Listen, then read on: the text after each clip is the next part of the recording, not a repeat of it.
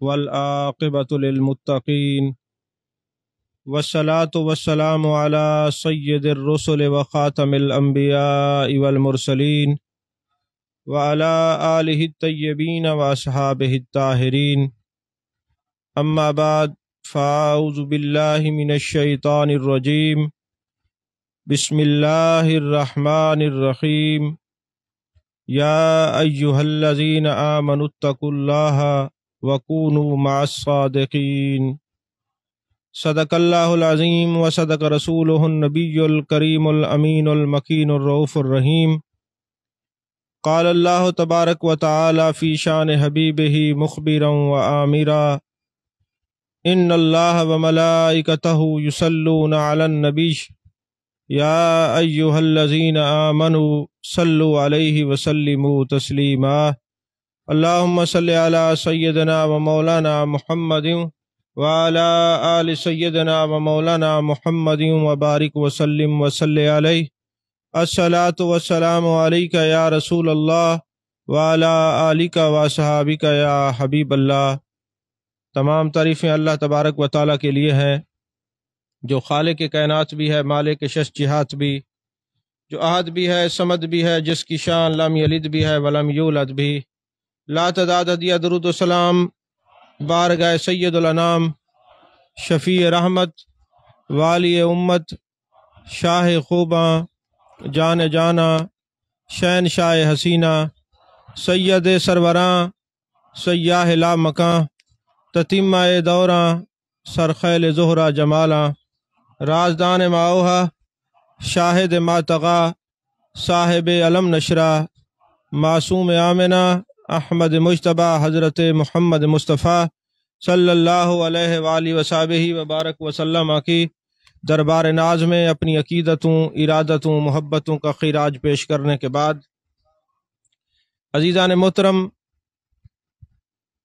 جس طرح آپ حضرات جانتے ہیں کہ پہلے الحمدللہ رسالہ کشیریہ، اصول العشرہ، تحفہ مرسلہ شریف، لواح جامی اور مکمل کئی بار کشف المحجوب کا درس ہو چکا ہے۔ فتوحات مکیہ اور دوسری تصوف کی کتب، اس کے جو اسباق ہیں وہ ہم پڑھ چکے۔ چونکہ یہ سفر المظفر کا مہینہ ہے اور حضرت داتا گنج بخش رحمۃ اللہ علیہ کے وصال با کمال کا مہینہ ہے، اور سفر میں بہت اولیاء کرام ایسے ہیں جن کا وصال ہوا ہے اور ان کے آراس ہوتے ہیں۔ تو اس حوالے سے یہ 5 روزہ درس کشف المحجوب جو ہے وہ منعقد کیا جا رہا ہے، اور جو لوگ کئی سالوں سے دروس تصوف سنتے آئے ہیں، انشاءاللہ العزیز ان کو آخر میں اسناد بھی تقسیم کی جائیں گی۔ تو آج کی ہماری اس محفل کے اندر کشف المحجوب اور صاحب کشف المحجوب کا تعارف ہوگا، اور چند تصوف کے حوالے سے ضروری باتیں آپ کے گوش گزار کرنے کا شرف حاصل کروں گا۔ اور جتنے سادات کرام اور علماء کرام اور اہل محبت، اہل ذوق اور تصوف کے متلاشی حضرات تشریف لائے ہیں، میری دعا ہے اللہ تبارک و تعالی ہم سب کو علم کے ساتھ علم کی روح نصیب فرمائے۔ عزیزان محترم، ایک بات یاد رکھیں، کشف کا معنی ہوتا ہے کھولنا، محجوب جو ہے حجاب سے ہے، یعنی ڈھکی ہوئی چیز کے پردے کو ہٹانا۔ اور حضرت داتا گنج بخش رحمت اللہ علیہ نے کون سی چھپی ہوئی چیزوں سے پردہ ہٹایا ہے؟ آپ نے اپنی کشف المحجوب کے اندر جو علوم اور معارف بیان کیے ہیں، اس میں ظاہری اور باطنی علوم اور فرائض کے جو علم ہے وہ بھی ہے، اور نیک لوگوں کا آپ نے ذکر بھی کیا ہے، اور علم بھی بیان کیا ہے، اور علم کی حقیقت اور علم کی روح کو بھی بیان فرمایا ہے۔ آج تک ہمارے ذہنوں میں یہ ایک ہی سوال آتا ہے کہ کشف المحجوب ایک ہی کتاب ہے جو حضرت داتا علی حجویری رحمۃ اللہ علیہ نے لکھی ہے۔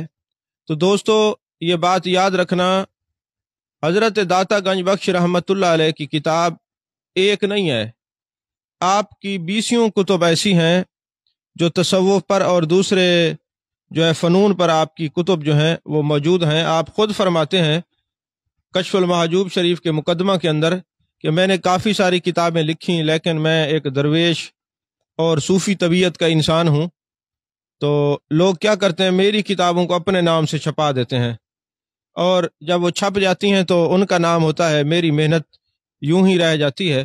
اس لیے میں کشف المحجوب کے اندر اس کے اوپر ٹائٹل پر اپنا نام لکھ رہا ہوں تاکہ لوگوں کو پتہ چلے کہ یہ میری کتاب ہے۔ اس کے علاوہ اور بھی 20 کتب ہیں جو میری ہیں۔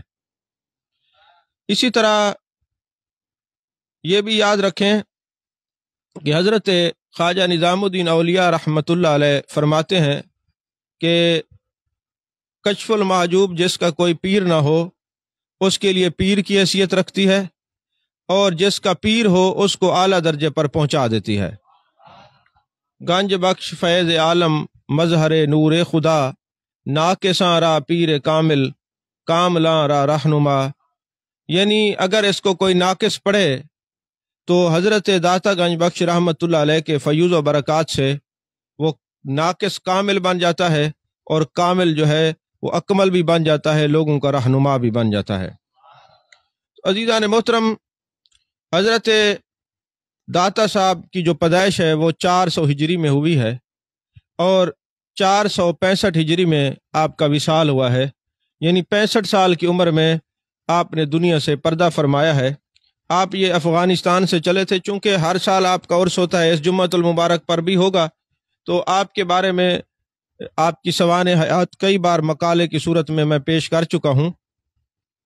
تو حضرت داتا گنج بخش رحمۃ اللہ علیہ جب دنیا میں تشریف فرماتے اس وقت جو روحانی سلاسل ہیں، قادری، سروردی، نقشبندی، چشتی، یہ نام بعد میں دیے گئے ہیں۔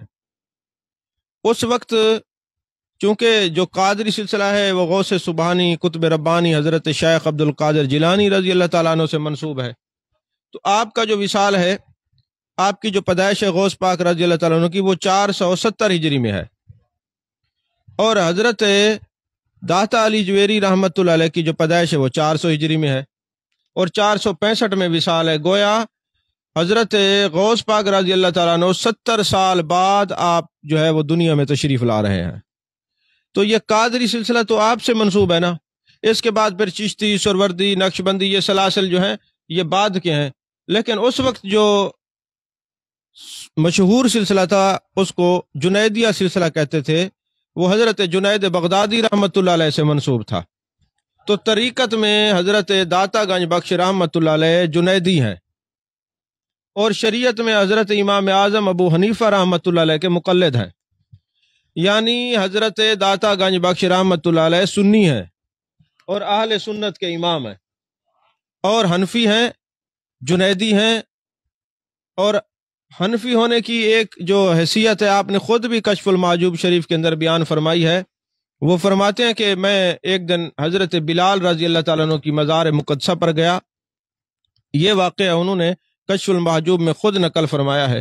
تو حضرت بلال رضی اللہ تعالیٰ عنہ کے سرانے میں مراقب تھا، تو میری آنکھ لگی تو میں نے دیکھا کہ نبی پاک صلی اللہ علیہ وسلم بیت اللہ شریف سے باب شیبہ سے باہر نکل رہے ہیں، اور ایک ہستی کو، ایک شخصیت کو اپنے سینے سے لگایا ہوا ہے، اٹھایا ہوا ہے، جیسے کوئی بچے کو اٹھاتے ہیں یا بچے سے پیار کرتے ہیں اور اپنے سینے سے لگا لیتے ہیں، اسی طرح میرے آقا کریم صلی اللہ علیہ وسلم نے سینے سے لگایا ہوا ہے۔ آپ جانتے ہیں کہ من رانی فی المنامی فسیرانی فی الیقظہ او کما قال علیہ السلام، میرے آقا علیہ السلام نے فرمایا جس نے مجھے دیکھا ہے خواب کے اندر ان قریب جاگتے ہوئے بھی دیکھے گا، اور جس نے مجھے دیکھا اس نے مجھے ہی دیکھا ہے۔ الشیطان لا یتمثل بی، شیطان میری صورت بن کے نہیں آ سکتا۔ تو چونکہ وہ محبوب علیہ السلام کا دیدار تھا، تو حضرت داتا گنج بخش رحمۃ اللہ علیہ فرماتے ہیں میرے دل میں یہ بات آئی، ذہن میں ایک خیال آیا کہ یار یہ کون ہوں گے جس سے محبوب علیہ السلام اتنا پیار فرما رہے ہیں، اتنا محبت سے پیش آ رہے ہیں، یہ کون ہوں گے؟ ابھی میں نے سوچا تھا تو میرے دل کی کیفیت کو محبوب علیہ السلام نے جان لیا۔ حضرت داتا گنج بخش رحمۃ اللہ علیہ یہ بتانا چاہ رہے ہیں کہ ہماری چھپی ہوئی دل کی کیفیات بھی محبوب علیہ السلام کی نظر سے چھپی ہوئی نہیں ہے، آپ واقف ہیں۔ تو آپ فرماتے میرے آقا علیہ الصلوۃ والسلام نے جانے کائنات صلی اللہ علیہ وسلم نے میری کیفیت کو پہچان لیا اور فرمایا اے علی حجویری، اے علی بن عثمان، یہ تمہارے پیشوا ہیں جن کی تم تقلید کرتے ہو، یہ امام اعظم ہیں، ابو حنیفہ ہیں۔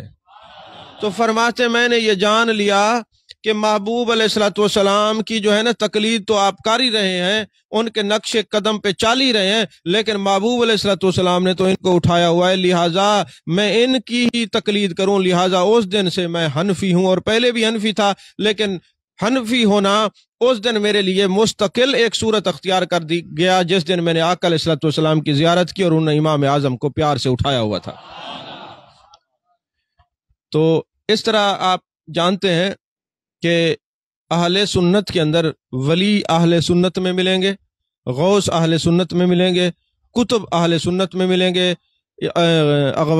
اغیاث آپ کو اہل سنت میں ملیں گے، غوث اہل سنت میں ملیں گے۔ یہ سارے درجے جو ہیں نا آپ کو اہل سنت میں ملیں گے، یہ کہیں اور نہیں ملیں گے۔ اگر آپ امام اعظم ہی کو پڑھ لیں تو ان کے دامن میں اتنے اولیاء ہیں، اتنے اولیاء ہیں کہ آپ جو ہے بس گنتے گنتے تھک جائیں گے، مگر اولیاء کی گنتی پوری نہیں ہوگی۔ تو حضرت داتا گنج بخش رحمت اللہ علیہ کا جو زمانہ ہے وہ 465 ہجری میں آپ کا وصال ہے، اور علم الکلام کے بحر بہت بڑے ماہر، امام المتکلمین، فلسفہ کے بہت بڑے امام حضرت امام غزالی رحمت اللہ علیہ، ان کا جو سن وصال ہے وہ 505 ہجری کا ہے، اور حضرت امام فخر الدین رازی رحمت اللہ علیہ کا جو وصال ہے وہ 606 ہجری کا ہے۔ یعنی یہ لوگ قریب قریب کے زمانے کے ہیں سارے۔ اسی طرح حضرت امام جلال الدین سیوطی رحمت اللہ علیہ، جن کو جاگتے ہوئے محبوب علیہ الصلوۃ والسلام کی 75 مرتبہ زیارت ہوئی، یہ 911 ہجری کے امام ہیں، یعنی ان کا وصال 911 ہجری میں ہے۔ یہ چیزیں جو ہے نا یاد بھی رکھا کریں۔ تو حضرت داتا گنج بخش رحمت اللہ علیہ نے جو کتاب لکھی ہے اس کا نام کیا ہے؟ کشف المحجوب، یعنی چھپی ہوئی چیزوں سے پردہ ہٹانا۔ ظاہری طور پہ جو چیزیں ہوتی ہیں نا بعض اوقات اس کا دیکھنا کچھ اور ہے، اس کی روح کچھ اور ہے، اس کی حقیقت کچھ اور ہے۔ تو آپ نے جو ہے اس پر بیان کیا، عقائد پر بھی بیان کیا، توحید پر بھی بیان کیا، مسائل بھی بیان کیے، تذکرہ بھی کیا لوگوں کا۔ اگر کوئی اس کشف المحجوب کو پڑھ لے تو یہ پیر کے لیے بھی اعلیٰ درجہ رکھتی ہے، مرید کے لیے بھی۔ بلکہ میں نے جب اس کو بارہا اس کا مطالعہ کیا، پڑھا نا، تو مجھے یہ معلوم ہوا کہ یہ مریدوں کو تو فائدہ دیتی ہے، اصل یہ لکھی پیروں کے لیے گئی ہے۔ کیونکہ آپ ایک مرتبہ جا رہے تھے اپنے شیخ کے سامنے، اپنے مرشد کے ساتھ جا رہے تھے، تو دیکھا کہ کچھ لوگ ہیں انہوں نے اپنی جھولیاں پھیلائی ہوئی اور لوگوں سے گندم کا سوال کر رہے ہیں۔ اب اس بات کو سنیے اور دیکھیے کہ اصل تصوف کیا ہے۔ ہم نے تو تصوف میں وہ لوگ دیکھے ہیں نا جو 6 مہینے کے بعد چلے جاتے ہیں، مریدوں سے گندم لے آتے ہیں، جانور لے آتے ہیں، اور مختلف جناب والا جی وہ جا رہے ہیں جی لنگر اکٹھا کرنے کے لیے جا رہے ہیں۔ لیکن داتا صاحب نے کیا تصوف ہمیں سکھایا، ہمیں کیا بتایا؟ وہ فرماتے میں نے دیکھا کہ کچھ لوگ جو ہیں وہ لوگوں کے سامنے جھولی پھیلا کے کھڑے ہیں۔ ہم نے تو یہ سنا تھا کہ جس کو خلافت کا لباس مل جائے وہ دنیا سے نفع کی امید نہیں رکھتا، وہ توکل کا پیکر بن جاتا ہے، اور وہ اللہ تبارک و تعالیٰ سے سوال کرتا ہے، اللہ تعالیٰ سے مانگتا ہے، اور اللہ اس کی مرادوں کو، اس کی جھولیوں کو اور اس کی ضروریات کو پورا کرتا ہے۔ یہ کیسے مرید ہیں کہ یہ لوگوں کے سامنے لباس جو ہے وہ خلافت کا پہنا ہوا ہے اور گندم لینے کے لیے جھولی پھیلا کے کھڑے ہوئے ہیں؟ تو میں نے اپنے شیخ سے سوال کیا، میں نے کہا حضور یہ کون سے لوگ ہیں؟ آپ نے فرمایا یہ وہ لوگ ہیں، یہ اس لالچ پر بیعت ہوئے تھے ہمیں خلافت ملے، اور پیروں نے اس لالچ پر بیعت کیا تھا کہ ہمارے مریدوں کی تعداد بڑھے، تو لہٰذا یہ شیخ بھی لالچ پر تھے اور یہ مرید ہونے والے بھی لالچ پر تھے۔ جب یہ دونوں لالچی اکٹھے ہوئے ہیں تو صورتحال یہ پیدا ہوئی ہے کہ خدا کو چھوڑ کے لوگوں کے سامنے ہاتھ پھیلائے ہوئے ہیں۔ یعنی حضرت داتا گنج بخش رحمت اللہ علیہ نے فرمایا جو صوفی ہوتا ہے وہ لوگوں کے سامنے ہاتھ نہیں پھیلاتا، وہ لوگوں سے نفع کی امید نہیں رکھتا، وہ اللہ کی بارگاہ میں عرض کرتا ہے، پھر اللہ جیسے مرضی ہے کام لے لے۔ اب اللہ ہی کام لیتا ہے نا جی، جیسے مرضی ہے دین کی جو ہے خدمت کا کام لے لے۔ تو حضرت داتا علی حجویری رحمت اللہ علیہ نے جو کشف المحجوب لکھی، اس میں جو قرآنی آیات آپ نے درج کی ہیں وہ 274 ہیں. کتنی آیات ہیں؟ 274 ہیں. اس کے اندر آپ نے پھر ایک ایک آیت کی تشریح بھی فرمائی ہے، تفسیر بھی بیان فرمائی ہے. اس کے اندر جو ہے نا مسائل بھی جو ہے نا آپ نے ان مسائل کا بھی استخراج کیا ہے اور استنباط کیا ہے. تو 274 آیات بینات قرآن پاک کی کشف المحجوب شریف کے اندر ہیں، اور احادیث مبارک جو ہیں 135 ہیں، اور عربی کے جو اشعار ہیں وہ 78 ہیں، اور 300 صوفیاء کے اقوال پیش کیے ہیں. جو آپ نے پہلے آپ کی زندگی میں جو پہلے تصوف کی کتابیں لکھی گئی تو 20 تصوف کی کتابوں کے حوالے کے ساتھ آپ نے وہ اقوال جمع کیے ہیں. یہ 20 تصوف کی کتابوں کے حوالے سے. اور یہ یاد رکھیں کہ جو اصل کتاب ہے نا کشف المحجوب شریف، یہ فارسی میں ہے، یہ فارسی زبان کے اندر ہے. اور حضرت داتا گنج بخش رحمت اللہ علیہ کے وصال سے لے کر 1911 تک کشف المحجوب کا ترجمہ ہی نہیں ہوا. پہلا جو ترجمہ ہوا ہے 1911 میں وہ پروفیسر ڈاکٹر نکلسن نے کیا ہے، جو انگریز تھا. کشف المحجوب کا پہلا جو ترجمہ ہے وہ انگریز نے کیا ہے اور 1911 میں ہوا ہے. اور بعد میں پھر یہ مختلف زبانوں میں تراجم ہوتے رہے. اس وقت کشف المحجوب شریف کا جو ترجمہ ہے وہ 20 زبانوں میں ہو چکا ہے. آج جو ہے نا ذرا گفتگو معلوماتی ہوگی، تصوف کو بھی ہم تھوڑا سا بیان کریں گے، لیکن آج صرف معلومات بھی پتہ ہونی چاہیے کہ آپ نے لکھا کیا ہے. تو 1911 میں پہلی دفعہ انگلش میں آپ کا جو ہے کشف المحجوب کا پہلا ترجمہ ہوا ہے. اور حضرت داتا گنج بخش رحمت اللہ علیہ فرماتے ہیں، اب دیکھیں نا، میرے آقا علیہ الصلوۃ والسلام نے فرمایا سب سے بہتر زمانہ میرا ہے، پھر بعد والوں کا ہے، پھر بعد والوں کا ہے. صحابہ اور تابعین تک محبوب علیہ الصلوۃ والسلام نے جو ہے نا فرمایا کہ یہ میرا بہتر زمانہ ہے، پھر بعد والوں کا ہے، پھر بعد والوں کا ہے. اور یہ جو ہے اگر دیکھا جائے تو ان کا شمار قریب قریب میں ہوتا ہے، اتنا کوئی زیادہ عرصہ نہیں ہوا. تو حضرت داتا گنج بخش رحمت اللہ علیہ فرماتے مجھے کشف المحجوب لکھنے کی ضرورت کیا پڑی، میں نے ضرورت کیا محسوس کی کہ میں کیوں لکھوں. فرمایا اس لیے کہ جو حقیقت تھی لوگوں نے حقیقت سے جو ہے نا پردہ پوشی کر لی تھی، تو میں نے کہا یہ جو حجاب لوگوں کی نظروں کے سامنے سے آ گیا میں اس حجاب کو ہٹاؤں. اب وہ 465 ہجری میں تو آپ کا وصال ہوا ہے. فرماتے میرے زمانے میں لوگوں نے خواہشات کا نام جو ہے وہ شریعت رکھ لیا ہے، نفس کی خواہشات کا تکمیل کا نام شریعت رکھ لیا ہے، اور عزت کا سبب جو ہے انہوں نے جاہ و جلال اور مرتبے کو رکھ لیا ہے، اور تکبر کو وہ علم سمجھتے ہیں، ریاکاری کو تقوی سمجھتے ہیں، اور کینہ دل میں رکھنا، بغض رکھنا، حسد کرنا لوگوں سے وہ سمجھتے شاید یہ علم ہے. آپ نے اکثر لوگ دیکھے ہوں گے نا کہ وہ ایسے خاموش طبع ہوتے ہیں، چپ کر کے بیٹھے رہتے ہیں، لگتا یہ ہے کہ شاید دنیا کا سارا تصوف انہوں نے پی لیا، حالانکہ وہ لوگوں سے کینہ اور بغض کی صورت میں خاموشی سے پھرتے ہیں اور ہمیں صوفی نظر آتے ہیں. اب جب یہ 1444 ہجری ہو گئی تو یعنی 1000 سال بعد ہم آج جو ہے دیکھ رہے ہیں، تو یہ 1000 سال پہلے کی بات داتا صاحب کر رہے ہیں کہ اس وقت لوگوں نے خواہشات نفس کو پورا کرنے کا نام شریعت رکھ لیا تھا. جس کے پاس پیسہ انہوں نے کہا بہت بڑی عزت کی بات ہے، جس کے پاس جو ہے نا وہ تکبر ہو جی بہت بڑا عالم ہے، تکبر عزازیل راخار کرد بزندان لعنت گرفتار کرد.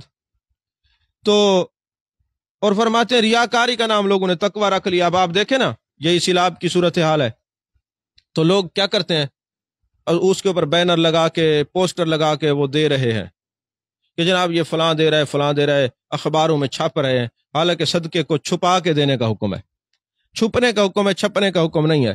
تو فرماتے ہیں کہ لوگوں نے ریاکاری کا نام تقوی رکھ لیا ہے، کینہ اور حسد اور بغض کا نام جو ہے حلم رکھ لیا. اگر 1000 سال پہلے داتا صاحب یہ بیان فرمائے تو اب کیا حال ہوگا؟ یہ تو 1000 سال پہلے کی بات وہ کر رہے ہیں.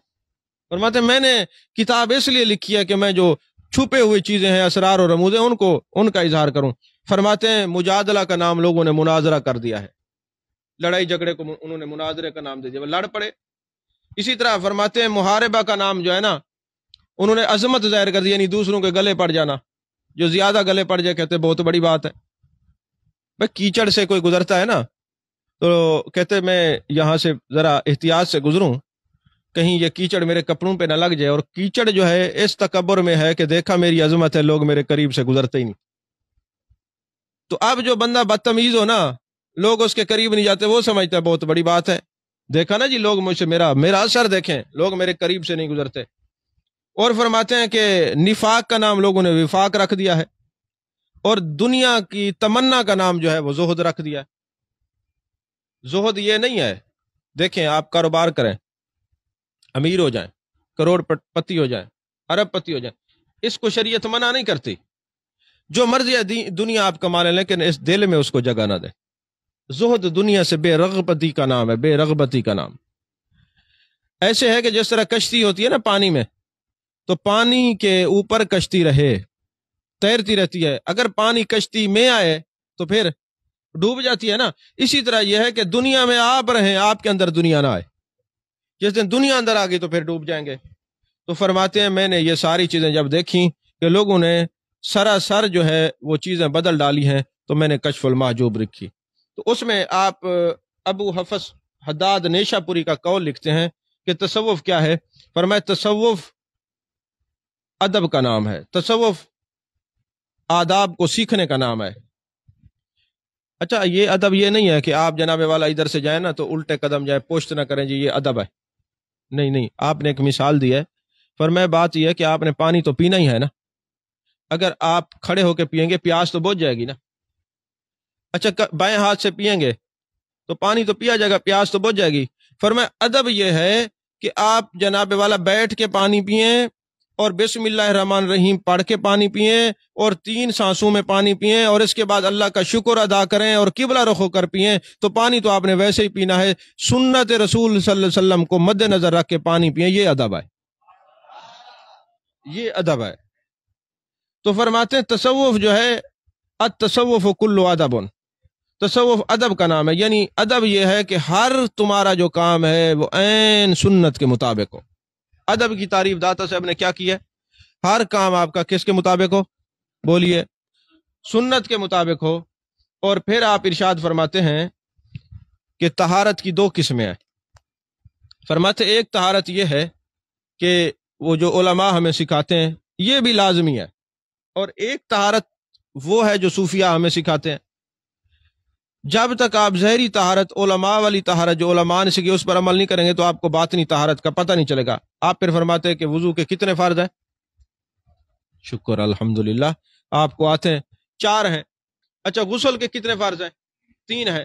تو فرماتے ہیں کہ عالم ہمیں یہ کہتے ہیں کہ آپ نے پہلے جو ہے وہ کلی کرنی ہے، ناک میں پانی ڈالنا ہے، پھر چہرہ دھونا ہے، پھر اسی طرح جو ہے وضو کرنا ہے، اور اس طرح غسل کرنا ہے۔ اور صوفی کیا کہتے ہیں؟ پہلے توبہ کرنی ہے، پھر غسل کرنا ہے اور وضو کرنا ہے، پہلے توبہ کرنی ہے۔ اور فرماتے ہیں کہ جب ہم کلی کرتے ہیں، عالم کہتے ہیں جب وضو کرو کیا کرو؟ کلی کرو۔ تو صوفی کیا کہتا ہے؟ کلی کے ساتھ یہ نیت کرو کہ آج کے بعد خلاف شریعت اس زبان سے کوئی بات نہیں نکلے گی، خلاف شریعت اس زبان سے کوئی بات نہیں نکلے گی۔ اور فرمایا کہ ظاہر کے ساتھ باطن کو دیکھنا اور باطن کے ساتھ ظاہر کو دیکھنا، ظاہر اور باطن لازم اور ملزوم ہیں، ان دونوں چیزوں کا خیال کرنا، ظاہر اور باطن کو مد نظر رکھنا، یہ تصوف ہے۔ فرمایا آپ نے پاؤں دھونے ہیں نا، آپ تو وضو کے لیے دھو رہے ہیں پاؤں، لیکن ساتھ یہ نیت کر لیں کہ اے اللہ میں نے اب یہ پاؤں دھو لیے ہیں، اب یہ پاؤں اللہ اور اس کے رسول کی مرضی کے خلاف کہیں نہیں جائیں گے۔ یہ تصوف، یہ ادب ہے، یہ ادب ہے اور یہ تصوف ہے۔ اور آپ فرماتے ہیں کہ تصوف جو ہے وہ کسی رسم کا نام نہیں ہے، تصوف کسی محض کسی علم کا نام نہیں ہے، تصوف اخلاق کا نام ہے۔ جس کا اخلاق اچھا اس کو تصوف کی سمجھ آئی، جس کا اخلاق اچھا نہیں اس کو تصوف کی سمجھ نہیں آئی۔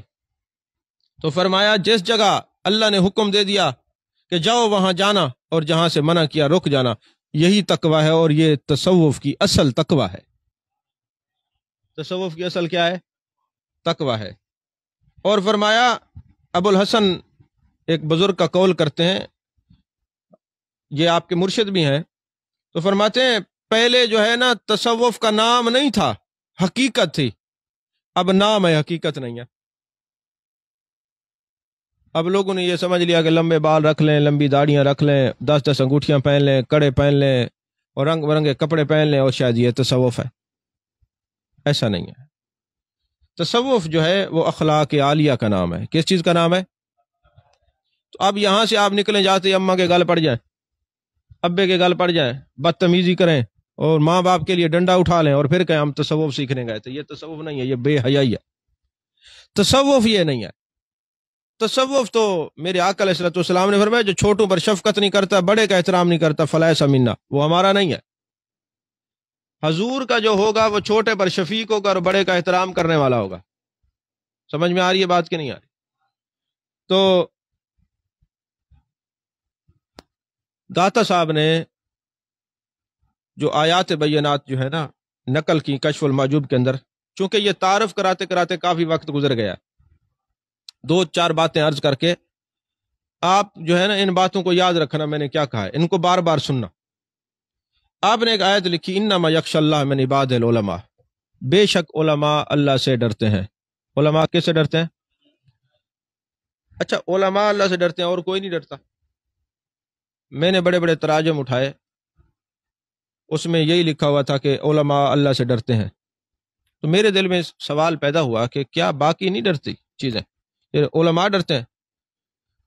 تو حضور غزالی زمان رحمۃ اللہ علیہ نے جو ترجمہ کیا نا البیان، اس میں انہوں نے ترجمہ کیا انما یخشی اللہ من عباد العلماء، بے شک علماء اللہ ہی سے ڈرتے ہیں، یہ کسی اور سے نہیں ڈرتے۔ یہ کس سے ڈرتے ہیں؟ اللہ ہی سے ڈرتے ہیں۔ یہی وجہ ہے آج اس کے دن یہ بھی ٹچ دے دوں کہ سب سے پہلے جس نے عقیدہ ختم نبوت کی پاسبانی کی ہے وہ اللہ کی ذات ہے۔ اس کے بعد انسانوں میں جس نے سب سے زیادہ محبوب علیہ الصلوۃ والسلام کے ختم نبوت کے عقیدے کا چوکیدارہ کیا ہے وہ حضرت سیدنا صدیق اکبر رضی اللہ تعالیٰ عنہ۔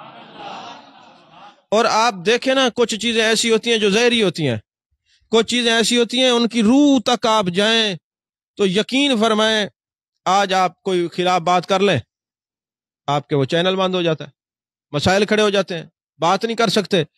میں قربان جاؤں حضرت عائشہ احمد نورانی علیہ الرحمہ پر، ان پر کتنی مشکل آئی ہوگی ان کو کافر قرار دینے میں،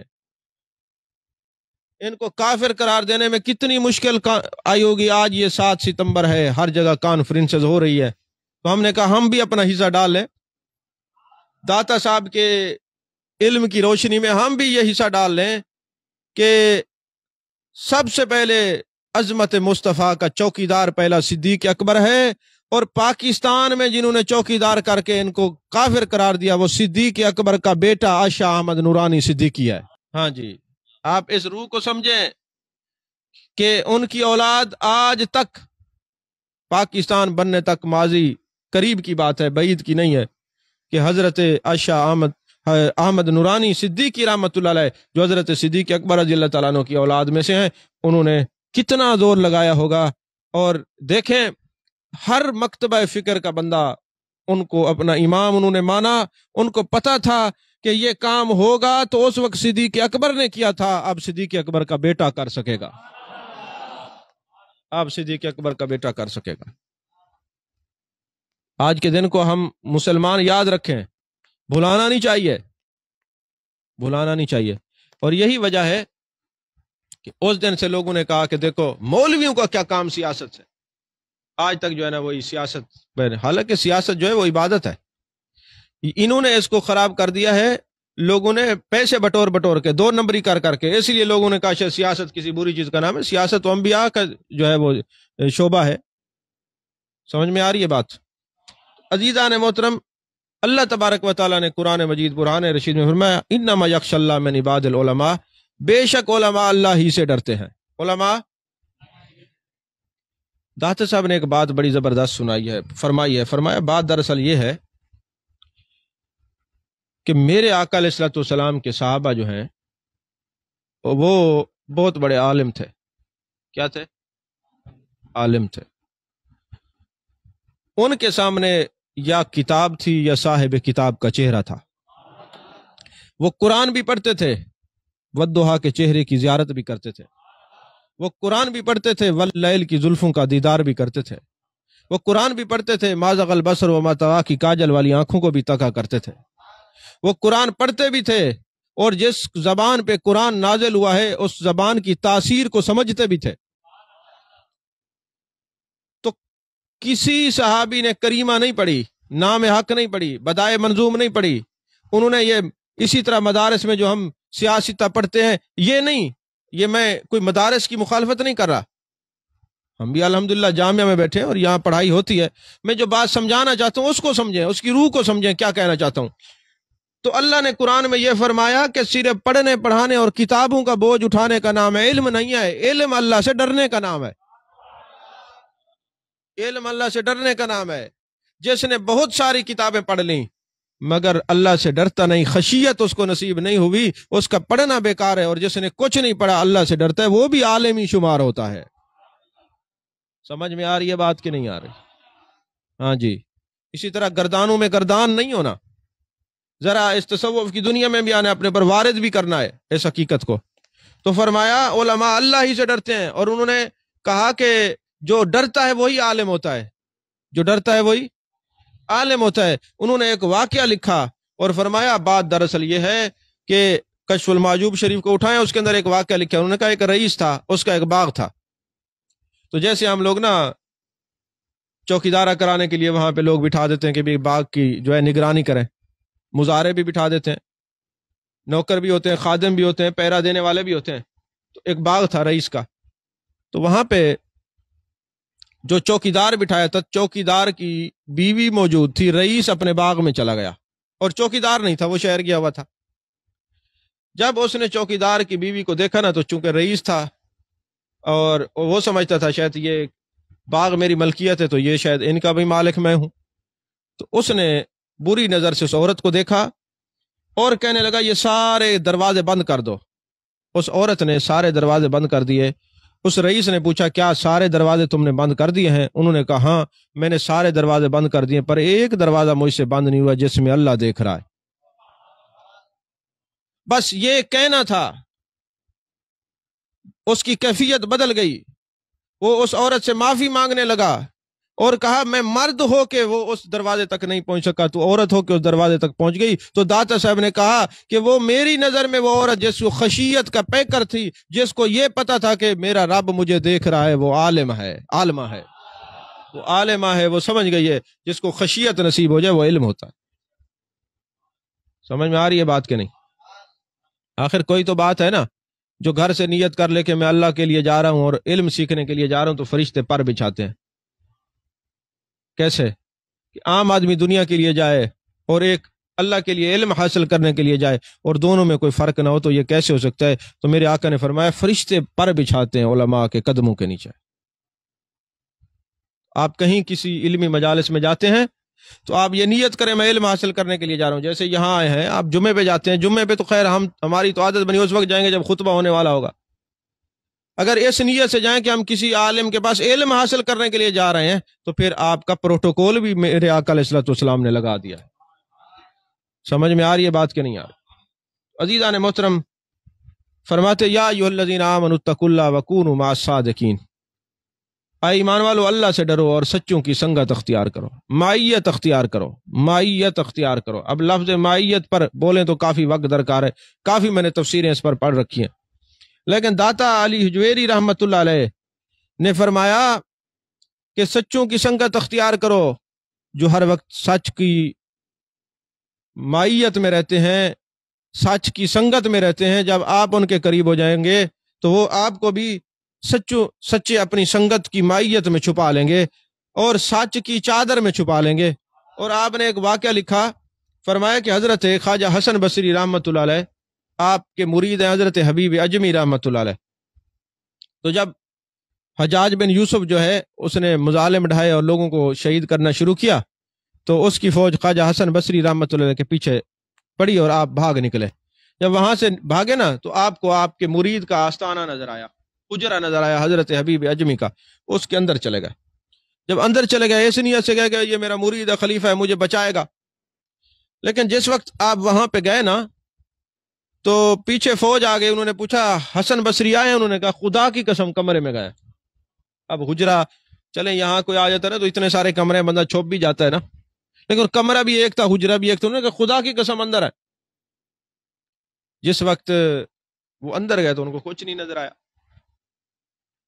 پھر باہر ہے، کہتے تم نے کہا اندر ہے. اس نے کہا اللہ کی قسم اندر ہے، میں قسم اٹھا کے کہہ رہا ہوں اندر ہی ہے.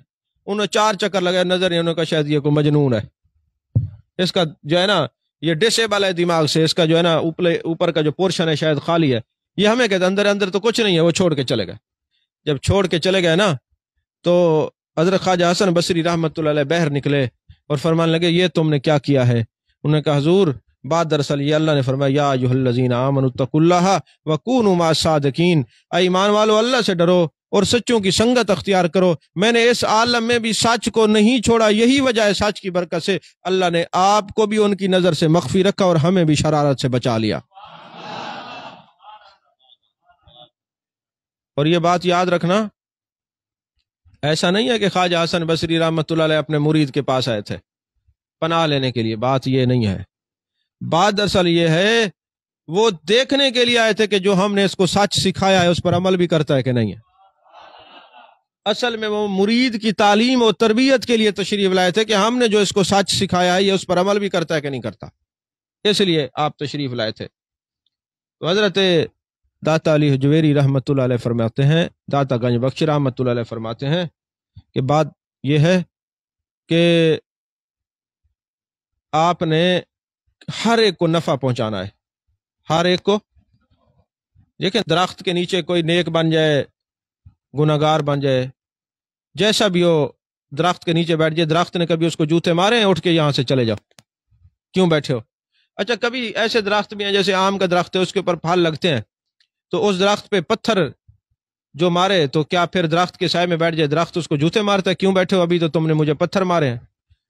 اس نے کہا پھر تم سے تو درخت اچھا ہے کہ اس سے جو اس کو پتھر مارے تب بھی وہ سایہ پہنچاتے. تو کیسا صوفی ہے جو لوگ تیرے خلاف بات کریں تو لڑنے کے لیے تیار ہو جاتا؟ نہیں سمجھ آئی بات آپ کو؟ انہوں نے کہا آؤ سب سے پہلے میں آپ کو لے کے چلتا ہوں حضرت امام زین العابدین، حضرت خواجہ حسن، حضرت امام حسن مجتبی رضی اللہ تعالیٰ عنہ کی بارگاہ میں. یہاں حضرت حسن سے مجھے ایک بات یاد آئی ہے، علمی بات ہے، میں کہتا چلوں. وہ یہ ہے کہ حضرت داتا گنج بخش رحمۃ اللہ علیہ حضرت امام حسن کی اولاد سے ہیں. کس کی اولاد سے ہیں؟ بولیے کس کی اولاد سے؟ اچھا جب حضرت امام حسن کی اولاد سے ہیں تو اب آپ کے ذہنوں میں یہ سوال پیدا ہوگا کہ یار کربلا میں تو حضرت امام زین العابدین تھے اور وہ ایک ہی بچے تھے، پھر یہ کیسے؟ یہ بہت بڑا جھوٹ ہے کہ کربلا کے اندر صرف حضرت امام زین العابدین بچے تھے. حضرت حسن کے بیٹے بھی تھے، ان کا نام حسن مصنع تھا، وہ یہ کربلا کے غازی ہیں. یہ ذہن نشین رکھیں، یہ کربلا کے غازی ہیں، یہ بھی بچے تھے. یہ غازی ہیں، یہ شہید نہیں ہوئے، یہ غازی ہیں. اب مصیبت یہ ہے کہ یہ لوگ جو ہیں حضرت امام حسن مصنع کو مانتے کیوں نہیں؟ اس لیے کہ ان کو بھی امام ماننا پڑ جائے گا. نہیں سمجھ آئی بات آپ کو؟ بات بڑی گہری ہے. آپ بچے ہیں، آپ اس بات کو ابھی نہیں سمجھیں گے. اگر کوئی اہل علم میری بات کو سن رہا ہوگا کہیں تو اس کو سمجھ آ جائے گی میں نے کیا کہا. امام حسن کے بیٹے حسن مصنع رضی اللہ تعالیٰ عنہ وہ غازی ہیں کربلا کے، اور اگر یہ ان کو شمار کریں، نام لیں، اگرچہ کتابوں میں نام لکھے ہیں لوگوں نے لیکن عام محافل میں نہیں بتاتے، اس لیے کہ ہم تو حضرت امام حسین کے بعد پھر امام زین العابدین اور پھر اسی طرح آگے باقی ہم نے 12 امام بنائے ہوئے ہیں. اگر ہم نے ان کا نام لیا تو پھر لوگ کہیں گے ان کو امام کیوں نہیں مانتے؟ حسن بھی سیدہ کا بیٹے ہیں اور حسین بھی تو سیدہ کے بیٹے ہیں. سمجھ میں آ رہی ہے بات کہ نہیں آ رہی؟ تو امام حسن مصنع کے بیٹے ہیں حضرت داتا صاحب، ان کی اولاد میں سے ہیں، حسنی سید ہیں.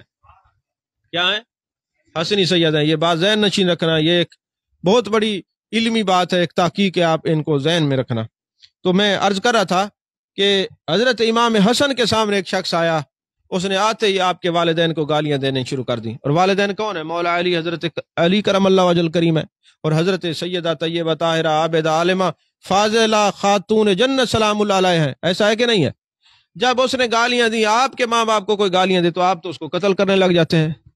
اور امام الاصفیاء، امام الازکیاء، وارث علوم باب العلم، حضرت امام حسن مجتبی صوفیو، آؤ ذرا اپنے اکابرین کے طریقے کو دیکھو، آؤ ذرا ان کی محفل میں بیٹھو، ذرا سوچو ان کا طریقہ کار کیا ہے۔ امام حسن کے والدین کو گالیاں ایک شخص نے دیں، آپ نے فرمایا آ جا، تو بھوکا ہوگا، تجھے میں کھانا کھلاؤں، آ میں تجھے کپڑا پہناؤں۔ اور پھر فرمایا اپنے خدام کو کہ جاؤ کچھ گھر میں ہے تو لے آؤ، اس کی خدمت کریں، خدمت کریں۔ تو انہوں نے ایک ٹرے پوری چاندی کی بھر کے لے آئے، آپ نے اس کو دی۔ یہ داتا صاحب لکھ رہے ہیں، کشف المحجوب کا درس ہو رہا ہے، بیٹھے ہیں آپ کے نہیں بیٹھے۔ ایک ٹرے پوری چاندی کی بھر کے لائے اور حضرت امام حسن نے اس کو دی اور فرمایا ہم تیری کوئی خدمت نہیں کر سکے، ناراض نہ ہونا۔ اس نے کہا حسن تو آپ کو ہونا چاہیے۔ فرمایا ہاں ہاں میں حسن ہوں۔ کہا خدا کی قسم آپ فرزند رسول ہیں صلی اللہ علیہ وسلم۔ یہ تصوف ہے، سمجھ میں آ رہی ہے بات؟ یہ لمبے جبے کبے دستاریں پہن کے صوفی نہیں بنتا، صوفی اپنے اخلاق کو درست کرنے کا نام ہے۔ سمجھ میں آ رہی ہے بات کہ نہیں آ رہی؟ داتا صاحب نے ایک حدیث نقل کیا کشف المحجوب شریف کے اندر، فرماتے ہیں جو اہل تصوف جہاں جمع ہوں اور جب دعا مانگی جائے کوئی آمین نہ کہے تو اس کا شمار غافلین میں لکھا جاتا ہے۔ اللہ والوں کی بارگاہ میں جب جاتے ہیں نا تو ایسے نہ بیٹھا کریں، دعا مانگتے ہیں نا، اب دیکھ رہے ہیں جمعے والے دن اجتماع ہوتا ہے، سارے صوفی بیٹھے ہوتے ہیں، ان میں سے اکثر تو ایسے پڑے ہوتے ہیں جیسے مرے پڑے ہیں، اور ہاتھ ان کے نیچے ہوں گے اور بات کو مر مر کے آمین کہیں گے، حالانکہ الذین یحملون العرش، جب آپ یقین سے دعا مانگتے ہیں اور آمین کہتے ہیں تو حاملان عرش بھی آمین کہتے ہیں، وہ دعا آپ کی قبول ہوتی ہے۔ آج دعائیں قبول کیوں نہیں ہوتی؟ آپ تو شک میں ہیں، آپ کو تو شک ہے، پتہ نہیں قبول ہوگی کہ نہیں ہوگی، جس دن یقین کریں گے تو قبول ہوگی نا۔ سمجھ میں آ رہی ہے بات کہ نہیں آ رہی؟ اور حضرت جنید بغدادی فرماتے ہیں لا یملک شیئا حتی نفسہ، مرید وہ نہیں ہوتا جو یہ کہے کہ بس ہم مرشد ہم تو تیرے ہیں، تیری خدمت کو اور بتھیرے ہیں، وہ مرید نہیں ہے۔ فرمایا جو اپنا آپ حتیٰ کہ اپنی جان بھی اپنی نہ سمجھے وہ حقیقی مرید ہے۔ اور فرماتے ہیں کہ اگر حقیقی مرید دیکھنا ہے، داتا سے فرما رہے ہیں حقیقی مرید دیکھنا ہے تو آؤ صدیق اکبر کو دیکھو، سب کچھ اٹھا کے اپنے یار کی نظر کر دیا۔ اب نظر ہوتی ہے دو قسم کی، ایک آتی ہے، ایک ہے یہ نظر اور ایک ہے یہ نظر۔ اب لوگوں نے یہ نظر تو اپنا لیے، اس نظر کے قائل نہیں ہے، زوئے والی نظر کے قائل نہیں ہے، وہ زال والی نظر کے قائل ہو چکے ہیں۔ تو پتہ چلا کہ ہر چیز حضرت صدیق اکبر نے یار کی نظر کی، اور پھر یار نے ایسی نظر ڈالی، پھر یار نے ایسی نظر ڈالی کہ اپنے رنگ میں رنگ دیا۔ اور جب آپ مدینے پہنچے تو لوگ بڑے پریشان ہیں، اس میں آقا کون ہے اور غلام کون ہے۔ اور جب حضرت صدیق اکبر رضی اللہ تعالی عنہ نے دیکھا کہ لوگ بڑے پریشان ہو رہے ہیں کہ پہچان نہیں آ رہی ان میں آقا کون ہے، غلام کون ہے، خادم کون ہے، مخدوم کون ہے، تو آپ نے اپنی دستار اتاری اور سرکار کے سر پہ سایہ کر دیا تاکہ پتہ چلے یہ امام الانبیاء یہ ہیں اور صدیق اکبر یہ ہیں۔ جی نظر کچھ کی تو پھر کچھ نظر ملی نا، نہیں سمجھ آئی؟ اور آپ تو اپنے شیخ کے بلانے پہ جائیں بھی نہ اور پھر کہیں جی ہمارے اوپر وہ نظر ہی نہیں ہے۔ ایک بات میں اور عرض کروں، تصوف کی کتابوں کے اندر یہ بات لکھی ہوئی ہے کہ اگر مرشد کسی کو کہہ دے اپنے مرید کو کہ تم نے نہیں جانا بیٹھ جاؤ تو وہ بیٹھ جائے۔ اب تو یہاں تو لوگ بغیر اجازت کے بھاگ جاتے ہیں نا، اجازت نہیں لی اور چلے گئے، اٹھ کے چلے گئے، پوچھا نہیں۔ اور یہ تصوف کی کتابیں کیا چیخ چیخ کے بتا رہی ہیں کہ اگر اجازت نہ ملے مت جاؤ، اگر تم چلے گئے تو تمہیں مسئلہ کیا ہوگا۔ اب یہ مسئلہ بھی سن لو۔ خیر میں اپنی بات تو نہیں کر رہا، نہ میں پیر ہوں نہ میں صوفی ہوں، مجھے پتہ ہے بہرحال جو آپ اولیاء کے مرید ہیں آپ کو تمیز ہونی چاہیے، پتہ ہونا چاہیے اس مسئلے کا، بغیر اجازت نہیں جاتے۔ ایک بزرگ تھے، وہ چلے گئے اپنے مرشد کی ملاقات کے اندر۔ ان کا ذکر جعفر خلدی کا ذکر جو ہے نا، کہیں بعض کتابوں میں جعفر خالدی بھی آتا ہے ذکر، داتا صاحب نے بھی ایک ذکر کیا، وہ میں آگے چل کے بتاتا ہوں۔ تو یہ اپنے شیخ کو ملنے کے لیے جب چلے گئے نا، جب گھر سے نکلے تو انہوں نے کوئی پرندہ پکانے کے لیے اپنی خادمہ کو دے دیا، خادمہ کو دے دیا اور کہا کہ اس کو تم پانی وغیرہ ڈال کے تندور کے اوپر رکھ دو، میں اپنے مرشد کی زیارت کر کے آ رہا ہوں۔ جب آگے گئے اجازت مانگی تو شیخ نے فرمایا بھی بیٹھ جاؤ۔ اب وہ پرندہ اس کو بیٹھنے نہیں دے رہا تھا، بہت تربیت کے لحاظ سے بہت سختی سے منع ہے کہ کوئی بغیر اجازت جائے، منع ہے۔ اب شیخ نے کہا بیٹھ جاؤ، اس نے کہا حضور میں سویرے سویرے نا جلدی جلدی آ جاؤں گا، دلائل تو دیتے ہیں نا لوگ، میں جلدی آ جاؤں گا سویرے۔ تو شیخ نے فرمایا ٹھیک ہے جاؤ، ہم تو بات نہیں کرتے، شاید تم اس مسئلے کو سمجھے نہیں، اس حقیقت کو نہیں کہ اجازت نہ ملے تو نہیں جانا چاہیے۔ چلا گیا۔ جب گھر پہنچا تو نکرانی کو کہتے کہ وہ اٹھا کے لیا، وہ پرندہ پک گیا ہوگا۔ وہ جب لے کے آنے لگی، خادمہ کا پاؤں پھسلا اور وہ جو پتیلا تھا وہ الٹ ہو گیا، زمین پہ گر گیا۔ ایک کتا بھاگ تو آیا، اس نے پرندہ اٹھایا اور بھاگ گیا۔ اب بڑی پریشانی رہی کہ چلو پرندہ تو گیا، پتہ نہیں میرے شیخ کیا فرمانا چاہتے تھے، کیا بٹھانا چاہتے تھے، کوئی اسرار و رموز کی بات بتانا چاہتے تھے تو میں نہیں لے سکا، تو بڑا مسئلہ ہو گیا، تو چلا گیا۔ بڑا مسئلہ ہے، پریشان رہے، ساری رات نیند نہ آئی۔ صبح کی نماز اپنے مرشد کے پیچھے جا کے پڑھی، شیخ نے سلام پھیرا اور نظر جیسے پڑی فرمایا دیکھو بات یہ ہے کہ جو بندہ اپنے مرشد سے اجازت لیے بغیر جاتا ہے یا اپنے مرشد کی دل آزاری کرتے، اللہ اس پر دنیا کا کوئی کتا مسلط کر دیتا ہے جیسے تیرے اوپر مسلط کیا، تیرا پرندہ اٹھا کے لے گیا۔ یہ مذاق نہیں ہے کہ بس آپ جس کو دیکھیں ہاتھ میں ہاتھ دے دیں بیعت ہو جائیں، یہ تماشا نہیں ہے۔ تصوف کے لیے تو ایک پوری چین ہے، ایک زنجیر ہے، جس کو عربی میں سلسلہ کہتے ہیں اور جس کو شجرہ کہتے ہیں۔ سمجھ میں آ رہی ہے بات کہ نہیں آ رہی؟ بہرحال تربیت کا ایک موضوع تھا تو میں نے کہا چلے سر داست یہ بھی کہہ دوں کہ بغیر اجازت شیخ کی بارگاہ سے نہیں جانا چاہیے۔ ابھی جیسے پروگرام ختم ہوگا سب کو اجازت ہے، بیٹھنے کی ضرورت نہیں ہے، ابھی آپ کو فرداً اجازت لینے کی ضرورت، ابھی تو اجازت ہے۔ ویسے میں بتا رہا ہوں کہ طریقت کیا کہتی ہے، طریقت یہ کہتی ہے کہ بغیر اجازت جب تک اجازت نہ ملے نہیں جانا چاہیے۔ بہرحال مرید وہ ہوتا ہے جس کا اپنا آپ اپنا بھی نہ ہو، حتیٰ کہ اپنی جان بھی اپنی نہ سمجھے۔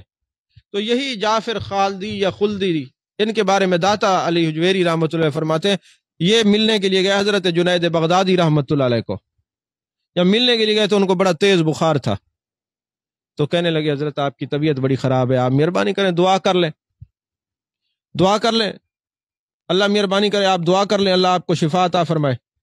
تو آپ نے فرمایا اے جعفر میں نے اللہ کی بارگاہ میں دعا کی تھی، لیکن ہوا یہ کہ جیسے ہی میں نے ہاتھ اٹھائے ہاتف غیبی سے آواز آئی جنید تو ابھی تک تصوف کو سمجھا نہیں، راہ طریقت کو سمجھا نہیں۔ غلام وہ ہوتا ہے جو اپنا آپ بھی اپنا نہیں سمجھتا، حتیٰ کہ اپنی جان بھی اپنی نہیں سمجھتا۔ ارے اب یہ تیری جان نہیں رہی، ہم چاہے شفا عطا کریں یا بیمار کریں، یہ مانگنا چھوڑ دے، ایسا نہ ہو کہیں کہ تو بندگی سے خارج ہو جائے اور تو اب اپنے اوپر اپنے لیے کچھ نہ مانگ تاکہ تو حقیقی طور پہ بندہ بن جائے، اپنا آپ کچھ نہ سمجھ۔ لیکن یہ نہیں ہے کہ آپ صوفی بن جائیں اور جنید بغدادی بن جائیں اسے مانگنا چھوڑ دیں، نہیں، یہ ان کے اپنے مقام کی بات ہے۔ ہم نے مانگنا ہے، ہم نے مانگنا ہے، ہم نے سوال کرنا ہے۔ تو کرامت کے باب کے اندر بھی داتا صاحب نے کافی ساری اولیاء اللہ کی کرامات بیان کی ہیں۔ میں آج ایک کرامت یہ سنا کے گفتگو کو ختم کر رہا ہوں۔ اور اکثر علماء مجھ سے کئی بار یہ پوچھ چکے ہیں کہ جی ہم نے فلاں خطیب سے یہ سنی ہے اور فلاں بندے سے سنی ہے، ہمیں نظر نہیں آتی کہاں ہے۔ چلیں آج آپ کو بتا دیتا ہوں، یہ کشف المعجوب کے اندر ہے، یہ حوالہ بھی بتا رہا ہوں کیونکہ داس جو کشف المعجوب کا ہے۔ حضرت زائدہ رضی اللہ تعالی عنہ یہ حضرت فاروق اعظم رضی اللہ تعالیٰ عنہ کی باندی ہیں، اور یہ کبھی کبھار سرکار کی بارگاہ میں اکثر اور بیشتر جایا کرتی تھی خدمت کرنے کے لیے، کچھ چیز لے کے جاتی تھی پیش کرنے کے لیے۔ تو کافی دن گزر گئے وہ نہ آئی۔ ایک دن آقا علیہ الصلوۃ والسلام کی بارگاہ میں حاضر ہوئی تو آپ نے پوچھا اے زائدہ تو بڑی نیک اور صالحہ خاتون ہے، کافی عرصہ ہو گیا تیری غیر حاضری ہے، تو آئی نہیں۔ پتہ چلا کہ محبوبوں کے بار حاضری کی بھی کوئی وقت ہے، کوئی حیثیت ہے۔ آپ نے فرمایا آئی نہیں، عرصہ ہو گیا۔ اس نے کہا حضور ایک عجیب تر بات ہو گئی ہے۔ آپ نے فرمایا کیا ہوا ہے؟ کہنے لگی حضور بات یہ ہے کہ میں گئی تھی لکڑیاں اکٹھی کرنے، تو میں نے لکڑیوں کا اچھا سارا گٹھڑا اکٹھا کر لیا تھا اور میں نے پتھر پہ رکھا. اب میں نے وہ لکڑیاں زیادہ اکٹھی کر لی تھی. اب وہ مجھ سے گٹھڑا اٹھایا نہیں جاتا تھا. تو میں نے دیکھا کہ ایک نورانی صورت والی شخصیت نا اڑتی ہوئی آئی اور مجھے کہا کہ جب امام الانبیاء صلی اللہ علیہ وسلم کی بارگاہ میں جانا تو میرا سلام عرض کرنا. میں نے پوچھا آپ کون ہیں؟ کہنے لگے میں جنت کا فرشتہ ہوں، رضوان میرا نام ہے، خازن جنت ہوں، میرا نام رضوان ہے، اور آقا کریم صلی اللہ علیہ وسلم کو بشارت دینا اور میری طرف سے عرض کرنا کہ اللہ تبارک و تعالیٰ نے آپ کی امت کو 3 حصوں میں تقسیم کیا ہے. پہلے وہ لوگ ہیں جو بغیر حساب کے جنت میں جائیں گے، دوسرا درجہ ان لوگوں کا ہے جن کا حساب آسان ہوگا پھر جنت میں جائیں گے، تیسرا درجہ وہ ہے جو آپ کی شفاعت سے جنت میں جائیں گے. ایسی زبردست بات ہے نا جی. تو یہ 3 درجے مقرر کیے ہیں اور یہ کہا اور پھر دوبارہ اس نے پرواز شروع کر دی. جب پرواز شروع کی تو پرواز شروع کرتے پھر پیچھے مڑ کے دیکھا تو میں بڑی پریشان تھی کہ مجھ سے تو یہ گٹھڑا نہیں اٹھایا جاتا اور میں چاہتی تھی کہ یہ میرے سر پہ اٹھا کے رکھوا دے، اور یہ جناب والا مجھے یہ بشارتیں دے کے چلا گیا. وہ واپس آئے اور انہوں نے کہا تجھے گٹھڑا اٹھانے کی ضرورت نہیں ہے. اس خازن جنت نے، رضوان نے، جنت کے فرشتے نے پتھر کو کہا اے پتھر زائدہ کی یہ گٹھڑی اٹھا اور حضرت فاروق اعظم کے دروازے تک پہنچا کے آ. حضرت فاروق اعظم رضی اللہ تعالیٰ عنہ کے دروازے تک پہنچا کے آ. اتنی حضور بس پھر تو وہ تو پتھر اٹھا کے نا گٹھڑی، پتھر اٹھا کے گٹھڑی فاروق اعظم رضی اللہ تعالیٰ عنہ کے دروازے پہ لے آیا. اور میرے آقا علیہ الصلوۃ والسلام نے جب یہ بات سنی آپ کھڑے ہو گئے، فرمایا مجھے موقع دکھائیں، وہ جگہ پہ لے جائیں. اور میرے آقا علیہ الصلوۃ والسلام تشریف لائے اور آپ نے ساری چیزوں کا ملاحظہ فرمایا اور میرے آقا علیہ الصلوۃ والسلام نے فرمایا اللہ کا شکر ہے کہ رضوان کے ذریعے اللہ نے میری امت کی بخشش کی نوید سنائی ہے، اور میری امت کی ایک عورت ہے یہ جس کا نام زائدہ ہے، اس کو اللہ تعالیٰ نے حضرت مریم سلام اللہ علیہ کا درجہ عطا فرمایا ہے، درجہ عطا فرمایا ہے. تو دوستو یہ چند جو معروضات میں نے آج یہ بیان کی ہیں تو آپ نے اس کو بار بار سننا ہے اور سمجھنا ہے کہ تصوف کس چیز کا نام ہے؟ اخلاق کا نام ہے. کس چیز کا نام ہے؟ اخلاق کا نام ہے، اچھے اخلاق کا نام ہے. اور جو باتیں بیان کی گئی ہیں اللہ تعالیٰ آپ کو اور مجھے سب کو عمل کرنے کی توفیق عطا فرمائے. کل انشاءاللہ العزیز دوسرا کشف المحجوب کا درس ہوگا اور اسی طرح آپ نے یہ 5 درس سن لیے اور ان پر عمل کر لیا تو انشاءاللہ العزیز آپ کو تصوف کی ساری کتابیں باتیں ایک ہی ہیں، باتیں ایک ہی ہیں. یہ بات ذہن نشین رکھنا. میں آج بھی ایک اپنے دوست سے یہ ذکر کر رہا تھا کہ کاش کسی بندے کو اپنی اصل کی سمجھ آ جائے. توجہ ہے آپ کی؟ بندے کو اپنی اصل کی سمجھ آ جائے. جو بندہ اپنے اصل سے بچھڑتا ہے، جو بندہ اپنی اصل سے بچھڑتا ہے اس کی پھر اصل نہیں رہتی. میں نے کیا کہا ہے؟ جو اپنی اصل سے بچھڑتا ہے اس کی پھر اصل نہیں رہتی. اس کی 2-4 مثالیں یہ ہیں. کائنات کی ہر چیز کی اصل میرے آقا علیہ الصلوۃ والسلام ہے. پانی کی اصل پانی، مٹی کی اصل مٹی، ہوا کی اصل جو ہے وہ ہوا، اور آگ کی اصل آگ ہے، کیونکہ اصل کی طرف لوٹتا ہے نا، اصل کی طرف لوٹتا ہے. آپ جو کہیں اللہ والے کے پاس جاتے ہیں کوئی وجہ ہے نا؟ نہیں سمجھ آئی بات آپ؟ آپ جو دین کے لیے جاتے ہیں اور سینما میں نہیں جاتے، آپ دین کے لیے آ کے بیٹھتے ہیں اور محبت کی باتیں سنتے ہیں اور شرابیوں کے پاس نہیں بیٹھتے. کوئی تعلق ان وادی والوں سے بھی ہے نا آپ کا، تصوف والوں سے نا، ورنہ کون جاتا ہے؟ ورنہ کون جاتا ہے؟ تو بات دراصل یہ ہے کہ جو چیز اپنی اصل سے جڑ جاتی ہے وہ پاک ہو جاتی ہے. اس بات کو ذہن نشین رکھنا. اچھا جو بندہ، ہر ایک والدین ہماری اصل ہیں، ہم ان کی فرع ہیں. اچھا والدین کی اصل کو جو چھوڑے اس کی اپنی اصل کا پتہ نہیں چلتا. نہیں سمجھ آئی بات آپ؟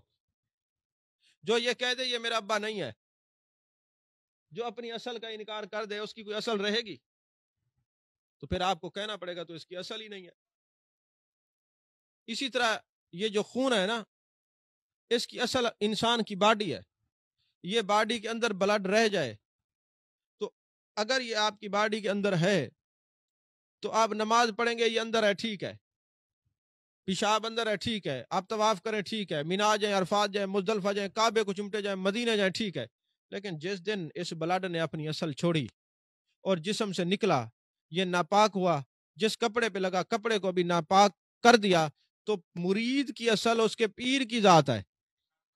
جس طرح خون نے اپنی اصل چھوڑی ناپاک ہوا اور جس جگہ لگا اس کو بھی ناپاک کیا، اسی طرح جس دن مرید نے اپنی اصل کو چھوڑا وہ خود بھی ناپاک ہوگا اور جہاں بیٹھے گا دوسروں کا عقیدہ بھی ناپاک کر دے گا۔ یہ تو عام چیزوں کی بات ہے، اور جو بندہ توجہ کر کے پھر اصل کی طرف لوٹتا ہے پاک ہو جاتا ہے۔